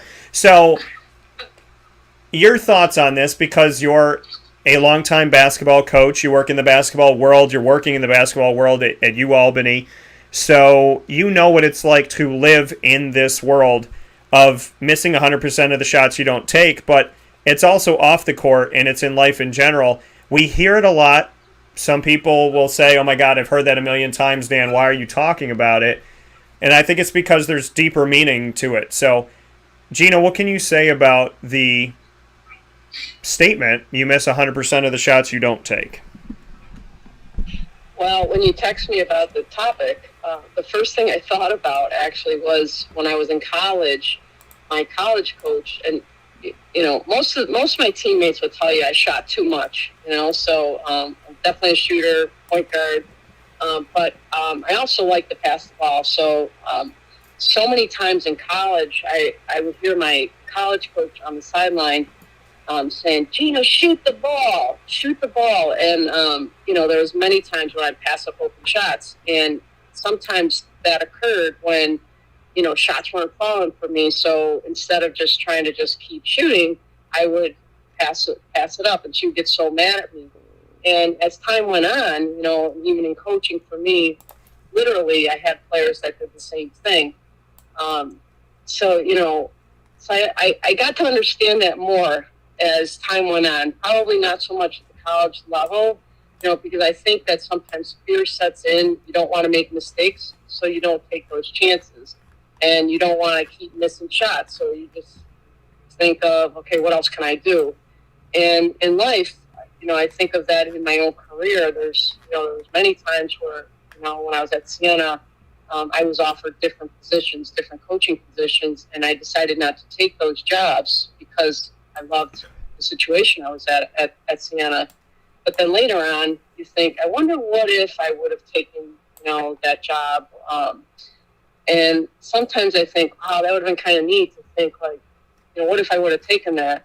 But then I also think about, what if I did take those jobs, all those people I wouldn't have met that are some of my very, very good friends today. If I would have taken those jobs, I would have never met those people. So, but I would say that it's really important to, not let fear stand in the way so much of some of great opportunities you may have. Sometimes we just worry so much about the what ifs. What if I fail? What if this looks bad? Instead of just going for it. And I think that's the balance we have to take, and in the decision process of making those type of choices. So it's interesting. That's an interesting topic right there for me. Yeah, because like you said, you miss 100% of the shots you don't take. Like, if I had taken that job, I wouldn't have met these people, like you stated. If I went down this road, what would it look like? I mean, there's a movie that's I don't know a lot of people that maybe have watched it, but it's called now I'm gonna forget it. It's about like a butterfly and A Sound of Thunder. And so it's about this. They go back in time and they essentially create like time travel, and you can go back in time into any period. You can go wherever you want. And so they go back, and this guy's like out there, and they said like if you change but one thing, it could change the entire world. And this guy steps on a butterfly, and he kills the butterfly right before he goes back on like this bridge that this machine creates and comes back to the present time. And stepping on that butterfly and killing this butterfly essentially just makes this sound of thunder. Like there's different waves, and the time is changing. So the fact that like this decision was made, albeit accidentally, it changed the course of everything. There's like this belief of like if Abraham Lincoln was not assassinated, your grandfather wouldn't have married your grandmother. Like things that people think wouldn't make any sense, but that everything in some way, shape, or form is connected. So I think it is very interesting that you thought that like, hey, if I took this job, if I went down this path, if I sat with this person, if I did this, like I wouldn't have what I have today. So it's not only you miss 100% of the shots you don't take, it's about being very purposeful with the shots you decide to take. Mm-hmm. Excellent. Yeah, that's great. It's a great comment right there. the choices you make. And ultimately, I do think that, and this goes back to how I spoke about in terms of my retirement. I think it goes back to how you feel when you're in those situations. If you feel that you feel joy, and you could feel joy even in tough situations. That you feel that love that on what you're doing. I think it all goes back to that. And when you don't feel those things, it's important to change the course, because you can't excel when you're not feeling at your best. If you're not in a position where you feel good about what you're doing, you can't excel in it. No, and I said it before, you came on. You can bring a horse to water, but you can't make the horse drink. So, you have to be your biggest fan. You have to be your biggest cheering crowd. Because the thing is, there's going to come a time where you're in a room by yourself and you're the one. I mean, I think about it like this. My mom, my dad, my friends, my family members, whoever, a significant other someday, like anybody can say to me, I believe in you. You got this. I love you. You're capable. Yes, Dan, you can do this. But I know, figuratively and literally, what it's like when I get handed a microphone. I'm by myself on stage. There's nobody there. It's just me. So, and I'll do that tonight when I'm at Pizza Man on 50 Oswego Street in Baldwinsville, when I'm sitting there with Al Romano, national champion and CNY native, national champion in college football, won a championship with the Pitt Panthers football team with Tony Dorsett. And so I'll be sitting in with him, and there's nobody there to hold my hand. There's nobody there to tell me, hey, if you do this or you do that, like I'm going to do this for you, I'm going to set this up for you. It's me. And so I know exactly what it's like to, have to be your biggest cheering squad, because no matter what anybody says to me, good, bad, or indifferent going into it, I'm the one that has to step on that stage and go, I'm gonna kill this. I'm gonna do this. I got this. So Gina, bring me into that, because as a coach, you feel that as well. I mean, you get handed the whistle, you get handed, the clipboard. When that game happens, it's just you. I mean, yeah, you got your players, you have your assistant coaches, but you're the only person stepping out of that locker room that's the head coach of that team, or the assistant coach of that team, or the graduate assistant of that team. Speak on the weight of that, because your decisions are going to matter. Your decisions are going to affect the lives of other people. And no matter what anybody says, you're very much alone in that moment when you're on the sideline.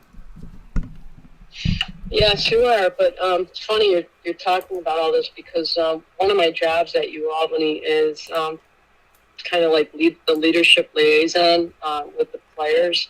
And so we're doing a program through Positive Performance, and the topic is positive self-talk. And so we're working with our players on, having more positive self-talk throughout their day, and obviously on the basketball court, and what that means, and how that, if everybody were just to be more concerned about and coach their own self in terms of positive self-talk, we would have a better team on the court. And for my own personal piece to this, I too have done this program, and I think it really has helped me significantly understand, myself, and have positive self-talk going in. But as coaches, we know that we're not alone in this. And so, if I were to go into a situation thinking everything's on me, I would never be successful, because that type of pressure would not allow me to think clearly. So, the way I would go into games is understanding that I have prepared my team to the best that we know how. We are prepared physically, mentally, emotionally to play this game. And yes, my decisions could make a difference. And so could some of the choices that players make out there. But to put it all on one person, I really, as much as I tried throughout my career, I really became much, much better understanding that this is an entire group of people that are doing this, and I'm overseeing it, I know, but, that all came through preparation. And once the game comes, I might blow a sideline out of bounds play and we don't score, I might not make the right call or, whatever.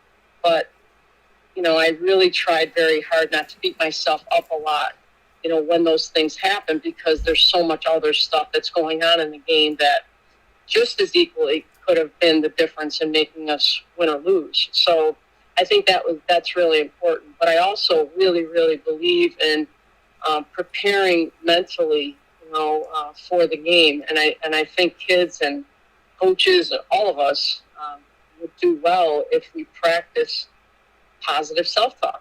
It's not just, saying it once, is understanding what to do during situations, how to get yourself back, on track, and not beating yourself up so much. So I think that's how I would, answer that question. I think it's in totality. I mean, as a coach, you understand it. It's not just on you, it's an entire program. It's a team that works together, and you're overseeing it, and you get the blame, for the losses is a lot of times, but you always you also get the rewards from it too. Yeah, and you bring up a great point, and you have a lot of great stuff there. I mean, is there any shot that you didn't take, Gina, that you wish you did when you look back on your past? In terms of my coaching career or an actual shot, I don't remember those, but I'm sure there was a ton of those. No, I mean, I think that probably the one thing I would say in coaching, especially now, don't stay at a place too long. I think that would be my biggest advice to any coach. It's really difficult, especially at a lower to mid Division I school, to consistently win. It's very cyclical. At bigger schools, it's a lot easier to get the kids you want, and so I would say that probably would be my only advice to any coach, is that I think I stayed at probably 7 years too long, at Siena, that, it might have been good that I made a move in maybe my 15th year, and, but again, I'm not sure where that would have put me, like you said, it changed the trajectory of your whole life in a sense, so I'm not sure I would want that. So, but when I look back, I would say that's the only thing I would say that I might have changed, is that. That coming from Gina Castelli here on Wake Up Call with Dan Tortora. Inside of Sports ends in a vowel. And Gina, as always, I appreciate your time bi-monthly here every other Tuesday at 10:15 a.m. Eastern Time. Set the dial for Gina to be here on Wake Up Call, exclusively hanging out with us and having some fun where sports meets life inside the Cafe Kubal Studios. A lot of great stuff coming up. A lot of awesome people listening in and appreciating time with Gina. That started with the Bills, continued with superstition, led into the Incredible Hulk, and eventually brought us to missing the shots you don't take, but also knowing that there's certain ones that maybe you shouldn't. So I think we jumped into a lot of different worlds today, and it's definitely made me think, and it'll make me grow, and that's why I love having Gina as a friend, because she always brings out the best in me. So thank you, Gina, for that. Love you, Dan. Thank you, too. Appreciate you and all that you do. Well, thank you for that, and I send my love back to you, and I look forward to talking with you soon, and I look forward to watching a Bills game with you, because I just want to live in the moment. I'm gonna videotape next weekend. Good. So you can see it. Good. Okay. I want to see it. I'm gonna videotape me open crying if Jacksonville loses next weekend. Yeah, they're not that good. They're not. They got a little ways to go. Yeah, they do. So, well, I look forward to talking with you soon, and I appreciate the fact that you said they're not that good, which is probably the nicest way to put it. So, I'll talk with you soon, okay? They're going to get better. We'll talk to you later. All right, take care. Thanks, Dan. See ya. Bye. That coming from Gina Castelli here on Wake Up Call with Dan Tortora, where sports meets that thing called life. We'll take a step aside for our final fast break of today's show. When we spin back around, Wake Up Call with Dan Tortora, the ingredients to success. Coming up next, a new topic and new ingredients right after this fast break.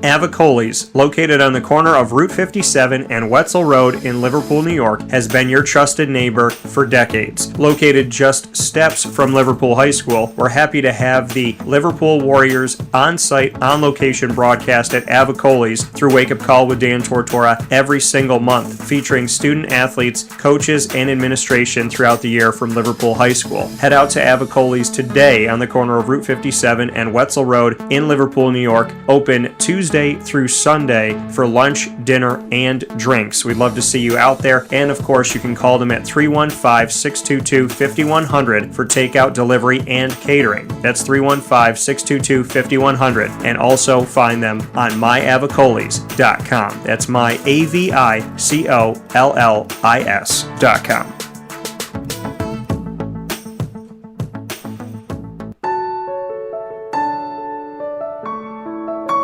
Having peace of mind when you're out of town that your furry-loving friend is safe and sound means taking them to Canine Campground, because we all know that when it comes to the love of our pets, it goes well beyond the call of duty to make sure they're safe and sound. Right, Lily?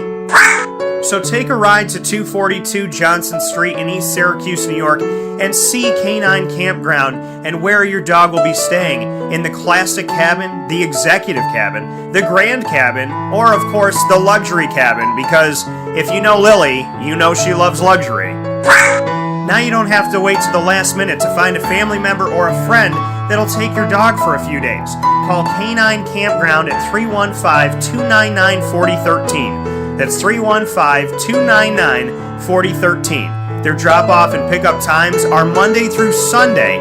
Check K9campground.com for more information. That's the letter K, the number 9, and campground spelled with a K.com. K9campground.com. When you're going out of town, bring your dog to Canine Campground.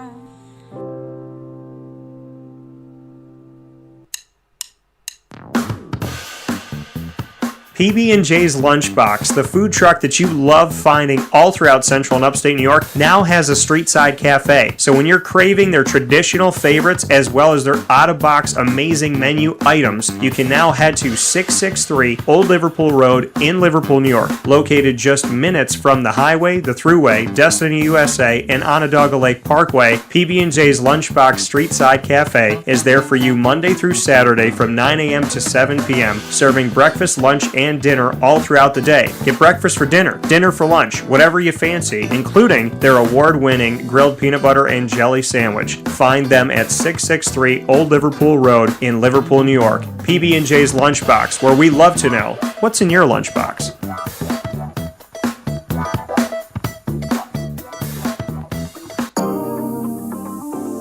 As a patient, what do we want?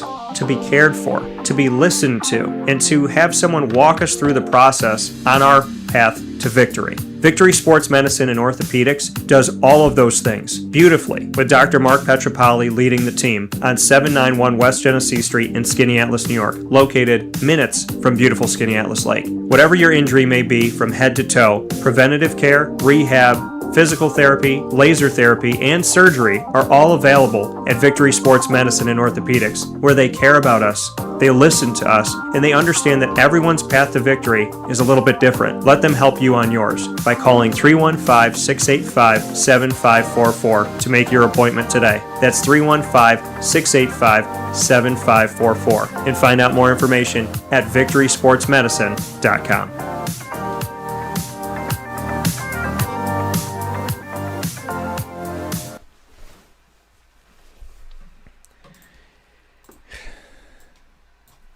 Welcome back here to Wake Up Call with Dan Tortora on wakeupcalldt.com, your one-stop sports shop, and on mixlr.com/wakeupcall DT, where sports meets that thing called life, inside the Cafe Kubal studios.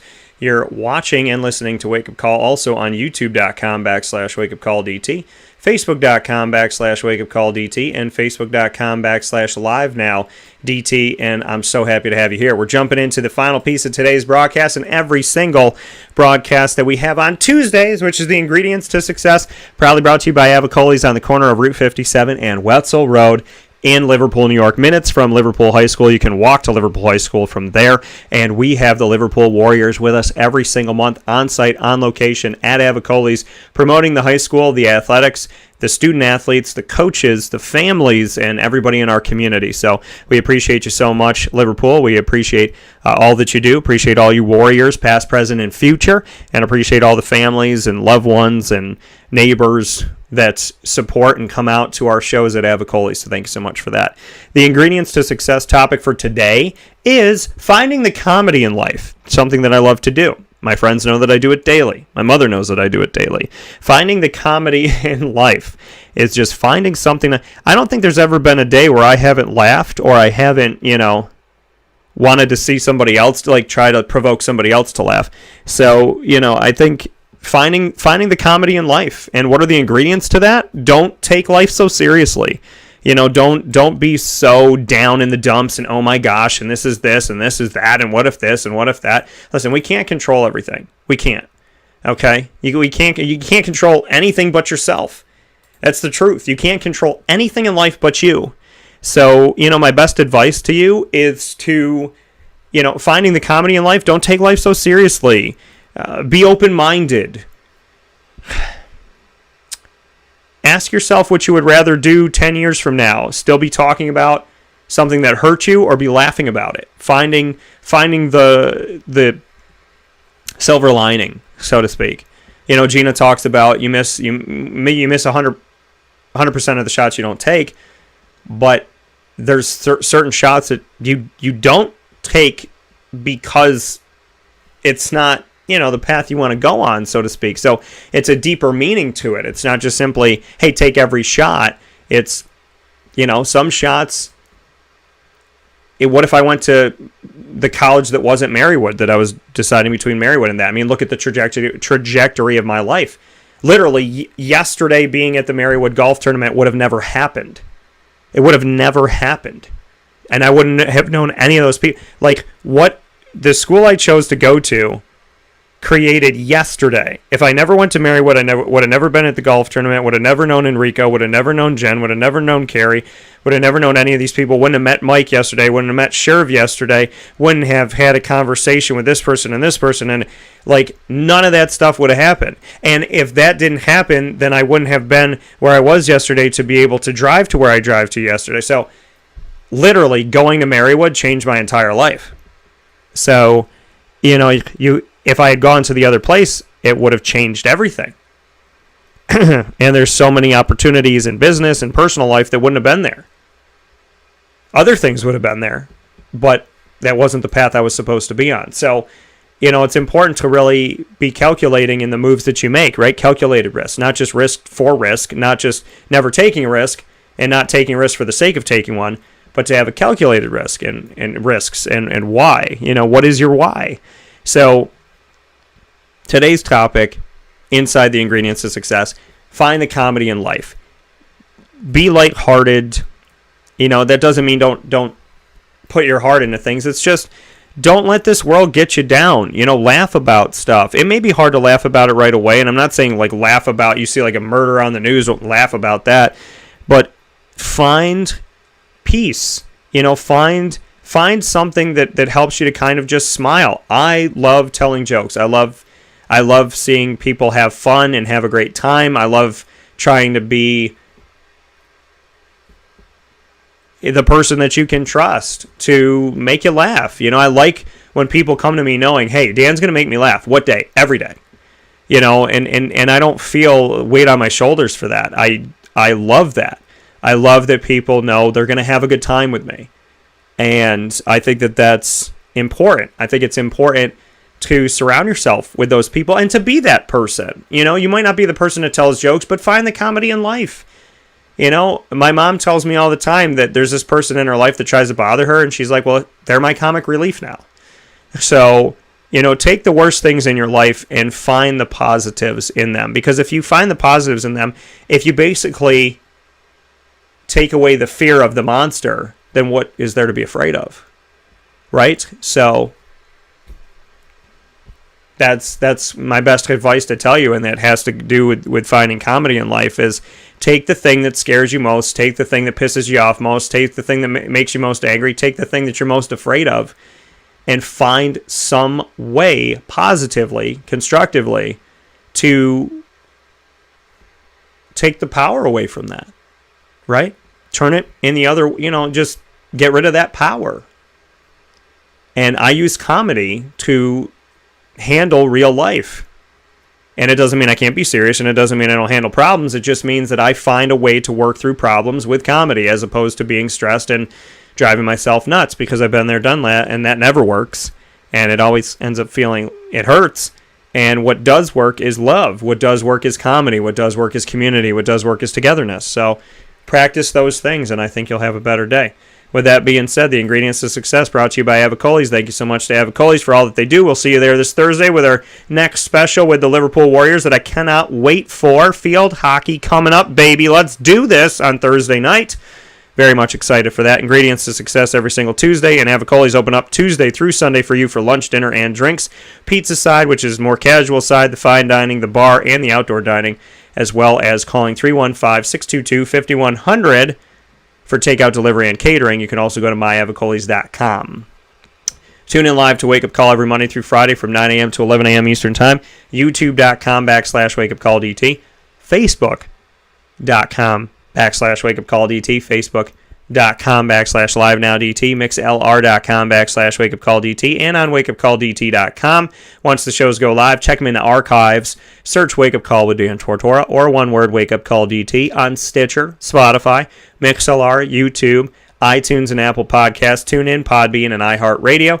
And a special thanks to all of our awesome partners: Cafe Kubal, Carvel DeWitt, the Wildcat Sports Pub, Mom Pa's Kettle Corn and Popcorn Factory, Progressive Dental, Chick-fil-A Cicero and Chick-fil-A Clay, Canine Camp Dog Daycare, Avicolli's, Canine Campground Dog Boarding, Pizza Man, Victory Sports Medicine and Orthopedics, the Millhouse Market, the Lemoyne Dolphins, PB&J's Lunchbox, Honda City of Liverpool, and Mother's Cupboard. Great team that we have here. And of course, folks, you know what it's about. It's Fins Up all day, day. And you know that Wednesday is Dolphin time on Wake Up Call with Dan Tortora. AD and DT the first and third Wednesday, the Dolphin Dive the second and fourth Wednesday. A new AD and DT means that comes up for you this Wednesday, folks, September 22nd at 9 a.m. Eastern Time, with myself and Athletics Director at Lemoyne College, Mr. Bob Beretta. Can't wait to have him on the show. So Fins Up. Check the schedule, LeMoyneDolphins.com. Go support your Dolphins on the fields and the courts of life, be it golf or cross country, as well as soccer, volleyball, and so on and so forth. Make sure you support your Lemoyne Dolphins today, and I appreciate you so much. And shout out to all the alumni. I was 3 hours away from Lemoyne yesterday, and I bumped into somebody within the first 10 minutes that was wearing a Lemoyne hat. So it truly is Dolphins everywhere, and I appreciate y'all. So with that being said, have a fantastic day. Speaking of appreciation, thank you to Shamarko Thomas, Gina Castelli, and Avicolli for the ingredients to success. I will talk with you very soon. God bless, no stress, do your best. Have a great time, folks. I appreciate you so much. And Greg said, I also want to report you have the magic touch on the Southern Tier so far. UE football 2-0, outscoring opponents 115-14, and ME number 1 in the state, Class B 2-0, outscoring opponents 82-21. Thanks for all you do in the spotlights that you shine. Greg, gonna make me cry, so I'm gonna get off the air before I do it. I appreciate you, sir. Thank you so much. And shout out to ME and UE. Do your things to the young men and women out there, the coaches, and all of the families. God bless to each and every single one of you. And, of course, God bless. No stress. Do your best. As always, I'll talk with you soon. Be well, be safe, and be good to each other.